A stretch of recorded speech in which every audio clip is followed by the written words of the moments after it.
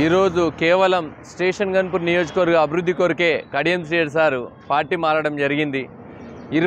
గత 20 ఏళ్ళ నుంచి స్టేషన్ గన్పూర్ వెనుకబడి ఉన్నది. కేవలం అభివృద్ధిని దృష్టిలో పెట్టుకొనే ఈరోజు స్టేషన్ గన్పూర్ అభివృద్ధి చెందాలంటే అధికార పార్టీలతో ఉంటేనే సాధ్యమవుతుందనే ఒకే ఒక కారణంతో స్టేషన్ గన్పూర్ నియోజకవర్గ అభివృద్ధి కొరకే పార్టీ కాంగ్రెస్ పార్టీలో చేరడం జరుగుతుంది. కడియం శ్రీహరి సారు బీఆర్ఎస్ పార్టీని వదిలి కాంగ్రెస్ పార్టీలో చేరడం గన్పూర్ ప్రజలందరికీ హర్షిస్తాన్లు.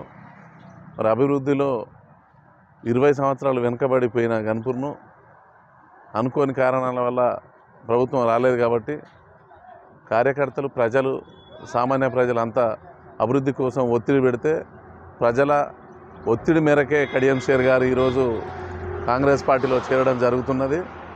స్టేషన్ గన్పూర్ ప్రజలు 90% వారి చేరికను హర్షిస్తాను కాబట్టి చిన్న లోపాలు ఎక్కడున్నా మేము సరిదిద్దుకొని గన్పూర్ నియోజకవర్గ అభివృద్ధి కొరకు అహర్నిశలు పాటుపడిన కడియం శ్రీహరి గారి నాయకత్వాన్ని బలపరుస్తామని తెలియజేస్తున్నాం.